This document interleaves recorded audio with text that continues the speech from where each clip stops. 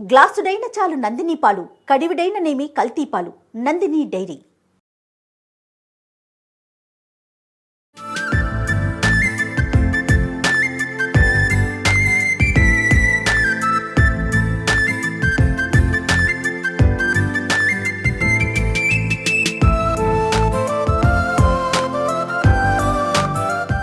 రమగారు, సంక్రాంతి పండుగ శుభాకాంక్షలు. సంక్రాంతి పండుగ శుభాకాంక్షలు జయ. సుమన్ టీవీ ప్రేక్షకులందరికీ మకర సంక్రమణ శుభాకాంక్షలు. సంక్రాంతి పండుగ జనవరిలోకి వచ్చాం, పండుగలోకి కూడా వచ్చేసాం. ఎంత స్పీడ్గా చాలా పెద్ద పండుగ మనకి సంక్రాంతి. ఎలా అంటే అంటే మన ఇంట్లో మనమే పూజ చేసుకోవటం కాదు, లేదా మనమే ఏదో వండేసుకొని తినేయటం కాదు. మొత్తం చుట్టాలంతా కూడా చేరి అందరం కలిసికట్టుగా జరుపుకునే పండుగల్లో సంక్రాంతి ఒకటి కదా రమగారు. గొబ్బెమ్మల దగ్గర నుంచి, ఉదయం ముగ్గు వేసే దగ్గర నుంచి అందరం కలిసి సామూహికంగా ఎవరి గుమ్మంలో వాళ్ళు వేసుకుంటాం. అయినా కూడా సామూహికంగా ఒకరితో ఒకరు మాట్లాడుకుంటూ ముందుకు తీసుకెళ్లే ప్రయాణం కదా ఇది. సంక్రాంతి విశిష్టత ఒక్కసారి. ప్రతి నెల ఒక సంక్రమణం వస్తుంది మనకి. అవును, ప్రతి నెల సంక్రాంతి వస్తుంది. ఈ రవి సంక్రాంతులని సాధారణంగా లెక్క పెట్టాం. కాకపోతే పురాతన కాలం నుంచి రైతులకి సంక్రమణాలు లెక్క. ఏ సంక్రమణం అప్పుడు ఏం చేయాలి, ఈ నెలలో విత్తనాలు వేసేటప్పుడు సంక్రమణ విధిని చూసుకునే పద్ధతి ఉండేది ఇది వరకు. ఇప్పుడు అసలు మనం పంచాంగం ప్రకారం విత్తనాలు విత్తటము అవి ఆ విధానం మార్చేసుకున్నారు. కార్తెలు చూస్తాం కదా, రోహిణి కార్తె మనకు తెలిసింది. రోహిణి కార్తె, కార్తెలు చూడటం, ఆరుద్రల్లో గింజలు వేయాలి, ఇలా సిద్ధాంతం ప్రకారం పాతకాలంలో చేసేవాళ్ళు. కాకపోతే ఈ సంక్రమణాలు ఏంటంటే మన పూజా విధానానికి పండుగల కోసం ప్రత్యేకంగా 2 సంక్రమణాలు మనం విశేషంగా చేసుకుంటాం. ఒకటి ధను సంక్రమణం డిసెంబర్ 16వ తారీఖు, రెండోది ఇప్పుడు ఈ మకర సంక్రమణం, ఇది ఇప్పుడు జనవరి 15. అయితే ఈ మకర సంక్రమణం ఏంటంటే ఉత్తరాయణ పుణ్యకాలం మొదలవుతుంది. దేవతల నిద్రాకాలం అయ్యి దేవతల మెలకు కాలం వస్తుంది ఇప్పటి నుంచి. చూడు ఎంత అద్భుతమైన సమయం అంటే ఇది. ఈ భీష్మ పితామహుడు ఆయన ఎప్పుడో డిసెంబర్లో యుద్ధం జరిగినప్పుడు మరణించి, మార్గశీర్షంలో మరణించి అంపశయ్యపై ఉండి ఉండి ఉండి ఉత్తరాయణ పుణ్యకాలం వచ్చాక తన ప్రాణాలు, ఇచ్చామరణం ఉంది కాబట్టి ఆయనకి మకర సంక్రమణం దాకా ఆగి, ఉత్తరాయణ పుణ్యకాలం వచ్చేదాకా ఆగి, ఉత్తరాయణం వచ్చాక ఆయన ఇచ్చామరణాన్ని పొందారు. ఈ కాలం అంత అద్భుతమైన కాలం.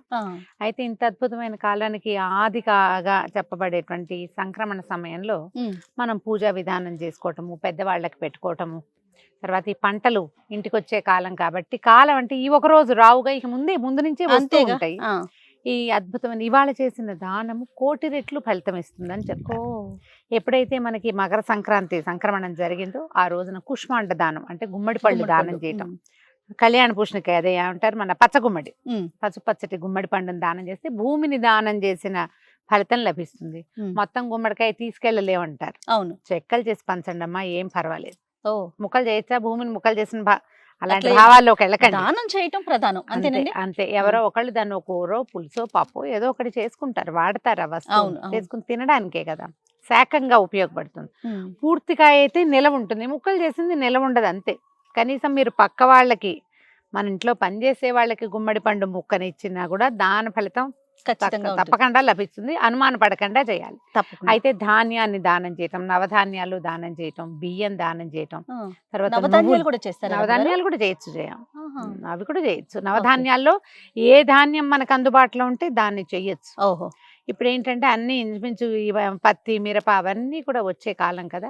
కంబళ్ళు, దుప్పట్ల లాంటివి ఇవ్వటము, తర్వాత పెద్దవాళ్ళకి పెట్టడం అంటే తాత తండ్రుల పేర్లు చెప్పుకొని ఇళ్లలో విధానంగా చక్కగా ఆకులు పరిచి అన్ని రకాల ఆహార పదార్థాలు చేసి ఆకులు నింపి పెద్దవాళ్ళకి చూపించి బట్టలు పెట్టి దాన్ని ఎవరికైనా ఇచ్చే విధానం ప్రాంతాల్లో కనపడుతుంది. తర్పణాలు విడిచే విధానం బ్రాహ్మణులు అంటే జంధ్యం యజ్ఞపూయితం ఉన్న వాళ్ళు తర్పణం విడిచే విధానం.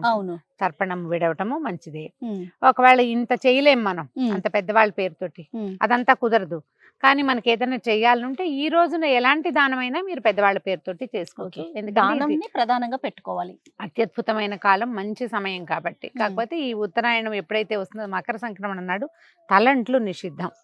సంక్రమణం రోజున తలంటి పోసుకోకూడదు. ఇదే కాదు, నెలలో ప్రతి రవి సంక్రాంతి జరుగుతుంది. ఇంచుమించు 15-16 తారీఖుల్లో క్యాలెండర్ చూడడం అలవాటు చేసుకోవాలి జయ. నేను ఎప్పుడు అది చెప్పాలి, ఎప్పటికప్పుడు చెప్తాను నేను. క్యాలెండర్ చూడండి, క్యాలెండర్ చూస్తే మనకి ఏకాదశి తెలుస్తాయి, సంక్రమణాలు తెలుస్తాయి, ఏ రోజు ఏది విధి అనేది మనకు ఒకటి క్లియర్ పిక్చర్ ఉంటుంది కదా. సంక్రమణం రోజు తలస్నానం చేయకూడదు. చేయకూడదని చెప్తారు ఖచ్చితంగా. అదేలేండి. ఎందుకంటే అది పితరుల కాలంగా చెప్పబడుతుంది. మిగిలిన సంక్రాంతులు ఎట్లా ఉన్నా ఈ ఒక సంక్రాంతికి మనం భోగినాడు తలంటి పోసుకుని ఉంటాం కదా, ఎట్లా భోగినాడు తలస్నానం చేస్తాం కాబట్టి ఒకవేళ ఏదైనా చేయదలుచుకుంటే ఒట్టి వాటర్ వాష్ తెప్పిస్తే నెత్తి మీద నూనె పెట్టుకోవటం లాంటివి చేయకూడదు. అన్ని రకాల దానాలు మంచివే. స్నేహితులను కలుసుకోవటము, ఎవరినైనా మాట్లాడటము, ఎప్పటి నుంచో మాట్లాడడం మానేసిన స్నేహితులను కలిసేందుకు కూడా ఇది మంచి సమయం అని చెప్పండి. ఇది ఇంకా బాగుంది. అవును, ఎప్పటి నుంచో మానేస్తాం, కొంతమందితో మాట్లాడడం మానేస్తాం. హ్యాపీ సంక్రాంతి అని సంక్రాంతి పండుగ నాడు విష్ చేయండి, వాళ్ళు మళ్ళీ కలుస్తారు మీతోటి. ఈ సమయం అలాంటిది, చాలా మంచి సమయం కదా. ఏదైనా కొత్త పనులకు శ్రీకారం చుట్టడం. జనరల్గా సంక్రమణాల్లో కొత్త పనులు ఏం చెయ్యం, కానీ ఈ సంక్రమణం రోజున చెయ్యొచ్చు. ఓకే, ఇది మన జీవితాల్లో పెద్ద పండుగ కాబట్టి. పైగా ఏంటంటే ఈ రోజు నుంచి సూర్యుడు ఉత్తరం వైపుకి వాలి ప్రయాణం మొదలు పెడతాడు. దీంతో ఏమవుతుంది, కొంచెం ఎండ, సూర్యుడు తేజస్సు పెరుగుతుంది. మాఘం వచ్చేస్తుంది, కొంత దగ్గరలోకి వచ్చేసింది కదా. మాఘమాసానికి ముందే సూర్యుడు మనకి వేడెక్కటం మొదలు పెడతాడు. వాతావరణంలో మార్పులు వస్తాయి. జీవితంలో మార్పు తెచ్చుకునేందుకు కూడా ఇదొక రోజుగా ఆలోచించుకుని మనం పండగని ముందుకు తీసుకెళ్ళాలి. అందుకే కదా రమ్మగారు అంటారు, కష్ట సుఖాలు వస్తే వెళ్ళిపోతాయి, అదే వాతావరణం చూడండి మనం ఆపగలుగుతాము, దాని పని అది చేసుకుంటూ ఏదో కష్టం వచ్చిందని అలాగే దిగులు పడుతూ కూర్చుంటాం. మనం కూర్చుంటాం కానీ రోజు కూర్చోదే, అది రోజు కూర్చోదు. సూర్యుడు చంద్రుడు కూర్చోరు, వాళ్ళ దారిని వాళ్ళు తిరుగుతుంటారు. 6 నెలలు దక్షిణం వైపు ప్రయాణం చేసిన సూర్యుడు ఈ రోజు నుంచి ఉత్తరం వైపుకి ప్రయాణం చేయటం మొదలు దిశ మార్చుకుంటాడు, పక్కకి వాలడం మొదలు పెడతాడు. ఒకే రోజున వాలడు అని మొదలు పెడతాడు. కాబట్టి ఇది దేవతల తాలూకు మెలకువ సమయంగా చెప్తారు. వాళ్ళ హాయిగా మెలకు వస్తుంది. ఇప్పుడు ఇంక నుంచి మన విధానం మారుతుంది అనమాట. మొన్నటి దాకా బోల్డ్ అని పూజలు చేసాం మనం. అవును, ఇక్కడ నుంచి మన విధానం మారుతుంది. అలాగే జీవన విధానాన్ని మార్చుకునేందుకు కూడా ఇదొక ప్రత్యేకమైన రోజుగా తీసుకోవాలి ఎవరైనా కూడా. అంటే మనం పండగకి బొమ్మలు పెట్టుకుంటాము, తర్వాత బొమ్మల పండుగ చేస్తాం, భోగి పళ్ళు పోసుంటారు నిన్నటి రోజున. ఈ బొమ్మలు పెడతాం కదా. ఈ రోజు దీంట్లో ఏంటంటే మనం గుమ్మడి పళ్ళు, దోస పళ్ళు లాంటివి కూడా బొమ్మల్లో పెట్టచ్చు. దోస పళ్ళు కూడా ఇవ్వచ్చు దానంగా దోసపళ్ళు కూడా ఇవ్వచ్చు. దోసపండు కూడా మంచిదే ఇవ్వటం, అవి కూడా ఇవ్వచ్చు. చక్కగా పూజలు చేసుకోవచ్చు, హాయిగా పండగ చేసుకోవటం, అందరినీ పిలవటం, తర్వాత పిండి వంటలు చేయటం. ఈ సంక్రాంతి పండుగ అనగానే మనం అరిసెలు చేస్తాం. అరిసెలే ఊళ్ళల్లో కనపడతాయి. చక్కగా నిన్నటి దాకా చేయకపోతే ఈ రోజు అరిసెలు చేసుకోవచ్చు. ఈ అరిసె అనే పాకం ఏంటంటే ఆ నిలవ ఉంటుంది. మనకి ఇంత నిలవ ఉండే వస్తువు ఇంకొకటి ఉండదు అసలు. పాకం కూడా మనం నిలవ పెట్టుకోవచ్చు. అరిసె చేసే కాదు, పాకాన్ని కూడా నిలవ పెట్టుకోవచ్చు. ఈ అరిసె బియ్య పిండి, నూనె, వాటితోటి బెల్లం తోటి కలిపి చేసే ఈ పదార్థాన్ని పంచుకుని తినటం మంచిది. పండగని హాయిగా సరదాగా నవ్వుతూ ముందుకు తీసుకెళ్ళటమే. మీరు ఎలా చేసుకునేవారు రమ్మగారు చిన్నప్పుడు? బొమ్మలు పెట్టేవాళ్ళం చేయము. ఇంట్లో బొమ్మల కొలువు పెట్టుకునేవారు. బొమ్మల కొలువు భోగి పండుగ రోజు పొద్దున్నే తెల్లవారేసరికి మేము భోగి మంట దగ్గరికి వెళ్ళామా, వెళ్ళి తిరిగి వచ్చి స్నానాలు చేసేసరికి మా నాన్నగారు, అన్నయ్య నాన్న ఉన్నప్పుడు నాన్న చేసేవారు. తర్వాత అన్నయ్య అన్ని చెక్కలేయటం, ఏర్పాటు చేయటం, చాందనీలు కట్టడం. మేము పైనుంచి బొమ్మలు ముందు రోజు దించేవాళ్ళం. అన్ని శుభ్రంగా దుడటం, బొమ్మలు పెట్టడం, గౌరీదేవిని పెట్టడం. సంక్రాంతి రోజున మేము పేరెంటం పిలుచుకునేవాళ్ళం. ఈ సంక్రాంతి నాడు పేరెంటమే ఎక్కువ విశేషం. ఎందుకంటే సంక్రమణం అప్పుడు మనం ఏం చేయాలంటే ఈ తూర్పాంధ్ర, ఉత్తరాంధ్ర ఆ వైపు వాళ్ళు ఏం చేస్తారు, దారపోసుకోవటం అంటారు. పసుపు, కుంకుమ, ఖర్జూరాలు అవన్నీ పళ్ళెంలో ఇట్లా రాసులు పోసి ఇస్తారు పేరెంటాళ్ళకి. మన వైపు అంత కొంచెం తక్కువ ఉంటుంది. ఇటువైపు ఏం చేస్తామంటే అలా కాదు, ఒట్టిగా పసుపు బొట్టు ఇచ్చి శనగలు అవి తాంబూలం ఆ శనగలు, అరటిపళ్ళు, ఇంకేమైనా పళ్ళు గిళ్ళు ఉంటే అవి. ఒకవేళ గుమ్మడి పళ్ళు బాగా విస్తారంగా కాస్తే ఒక్కో సంవత్సరం మాకు తెక్కాసేవి గుమ్మడికాయలు. ఆ గుమ్మడికాయలు కూడా ఇచ్చేవాళ్ళం. కొబ్బరికాయలు ఇచ్చేవాళ్ళం తాంబూలంలో, అది తక్కువ. కొబ్బరికాయలు బాగా, అరటిపళ్ళు అవి ఇచ్చేవాళ్ళము. తర్వాత ఈ పేరెంటం చాలా ఇంపార్టెంట్. చక్కెర పొంగల్ ఒకటి బాగా చేసుకునేవాళ్ళం ఆ రోజు. సంక్రాంతి పండుగ రోజున చక్కెర పొంగలే విశేషం. ఈసారి మనం కూడా స్టూడియోలో చక్కెర పొంగల్ చేద్దామా? ఖచ్చితంగా చేద్దాం. చక్కెర పొంగల్ చేసుకోవటం విశేషంగా కనపడుతుంది. భోగినాడే ఇంచుమించుగా మనకు గోదా కళ్యాణం జరిగిపోతుంది. సంక్రాంతి పండుగ మన ఇంట్లోనే తాతగారు వాళ్ళు ఉన్నప్పుడు తర్పణాలు విడవటం కూడా ఉండేది. ఇది వరకట బాగా చిన్నతనంలో, అంటే నా చిన్నప్పుడు కాదనుకుంటున్నాను నేను, నాకు ఊహ తెలిసాక నేను చూడలా. ఇంచుమించు పెద్దవాళ్ళకి పెట్టేవంటే తద్దినపు భోజనం రోజున తిథి నాడు ఎలా వండుతారో అలాగే వండేవాళ్ళట పాతకాలంలో. తర్వాత ఈ పండగని చక్కెర పొంగళ్ళు చేసుకోవటం, అల్లుళ్ళు రావటం, వాటితోటి అది పద్ధతి మార్చుకున్నాం. కానీ పూర్వము ఈ రోజున ఏంటంటే ఇది విశేషమైన సంక్రమణం కదా, అందుకని తర్పణాలు విడిచి పెద్దవాళ్ళకి పెట్టే భోజనాలు 4 కూరలు, 4 పచ్చళ్ళు అట్లా చేసేవాళ్ళు. పెసరపప్పు వండటము ఆ విధానం కనపడేదట మొదటి కాలంలో. ఇటీవల నాకు తెలిసి ఒక 30-40 సంవత్సరాలుగా మనం చక్కెర పొంగల్ చేసుకోవటము అవే తెలుసు నాకు. అవును. కొన్ని కొన్ని ప్రాంతాచారాలు ఉంటాయి కదా, ఒక్కొక్క అంతే. ఊళ్ళల్లో ఒకటి ఉంటుంది. పెద్దవాళ్ళకి పెట్టే ఆచారం ఉంటే కనుక వాళ్ళ కోసం ఏమి వండాలో అవే వండుతాం. ఇప్పుడు మా ఇళ్లలో అయితే ఇవి, ఆ. కొన్ని చోట్ల గారెలు, బూర్లు, పప్పలు వండుతారు, అన్ని అవును, రకాలు. అవును, అవును. విధానాన్ని బట్టి మన ప్రాంతీయమైన ఆచారం ఏది ఉంటే దాన్ని పాటించాలి. ఆ, మనం ఆ. యూట్యూబ్ లో చూసో లేకపోతే టీవీలో చూసో మాట్లాడకండమ్మా. ఆ, వాటిని ఎవరైనా ఇతరుల ఆచారాలు కాకుండా ఆ. మన ప్రాంతం, మన ఊళ్ళలో ఏం చేస్తారు, పప్పు పొంగల్ చేస్తారు, దాంట్లోకి పచ్చి పులుసు చేసుకునే ఆచారం అవును, కనపడుతుంది. అవును.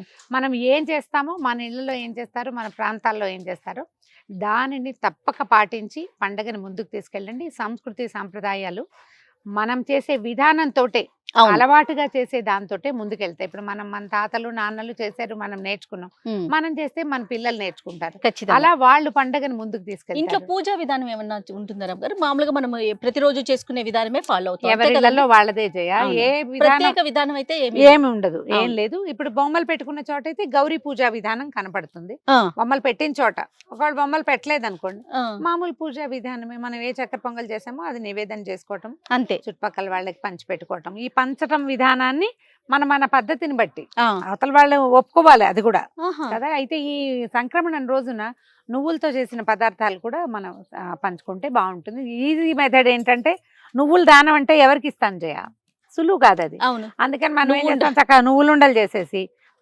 పాకం పట్టేస్తే చక్కగా చిక్కీలాగా చేసామంటే పంచుకుని తినచ్చు. ఈ నువ్వులు ఏంటంటే ఈ పుష్యమాసం కదా ఇది, అవును. మార్గశీర్ష పుష్యమే. మార్గశీరంలో సగంలో మార్గళి మొదలైంది, అవును, దాని చివరికి ఇది వచ్చింది, పుష్యం ఆల్రెడీ వచ్చేస్తుంది. అవును. ఈ పుష్యమాసానికి అధిపతి శని. ఆహా. అందుకని ఆయనకి ప్రీతిగా ఉండే నువ్వుల్ని గనక మనం విస్తారంగా దానం చేస్తే ఓకే. శని తాలూకు ఎఫెక్ట్ కొంత తక్కువ ఉంటుంది. నల్లటి కంబళ్ళు దానం చేయటం అవన్నీ కూడా ఉమ్, శని ప్రీత్యర్థం చేసేవి.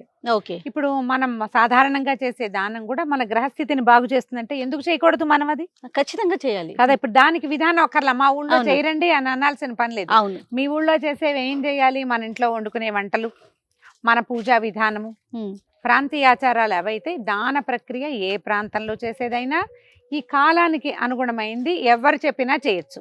ఖచ్చితంగా. అందులో భాగం ఏంటంటే ఈ నువ్వులు దానం చేయటము, కంబళ్ళు దుప్పట్లు దానం చేయటము, ఉమ్, తర్వాత ఏమో కూష్మాండ దానం, గుమ్మడి పళ్ళ లాంటివి దానం చేయటం, పళ్ళు ఎవరికైనా ఫ్రూట్స్ అవి పళ్ళు అవి ఇవ్వటము, ఆహార ధాన్యాలు ఇవ్వటము. ఇది ప్రాంతీయంగా ఉండక్కర్లేదు, అందరం కలిసిమెలిసి చేసుకోవటం, దానం చేయటం అనేది మనం అంటే ప్రధానంగా పెట్టుకోవాలి. మనం మన చేత్తో ఇచ్చిన దాని ఎఫెక్ట్ ఫలితము మనకి తప్పక లభిస్తుంది కదా. 100% అది ఏ ప్రాంతానికైనా రమగారు, పనిచేస్తుంది. లభించకపోవచ్చు, ఒక తృప్తి ఉంటుంది ఉంటుంది, చూడండి, సంతోషం. అది చాలు కదండి. అదే ఎవరికైనా మనం ఇచ్చిన వస్తువు ఉపయోగపడితే అది ఆ సాటిస్ఫాక్షన్ ఇస్తుంది. అదే మన జీవితానికి సంతోషానికి మూలం ఏంటంటే సాటిస్ఫాక్షనే కదా. తృప్తి అంతేగా. వల్లే సంతోషం వస్తుంది. అంతే. చక్కగా ఈ విధంగా సంక్రాంతి పండుగని ముందుకు తీసుకెళ్ళండి. ప్రేక్షకులందరికీ, మీ ప్రాంతపు సంస్కృతి సంప్రదాయాల్ని ముందుకు తీసుకెళ్ళండి. మరొకసారి సుమన్ టీవీ ప్రేక్షకులందరికీ సంక్రాంతి శుభాకాంక్షలు.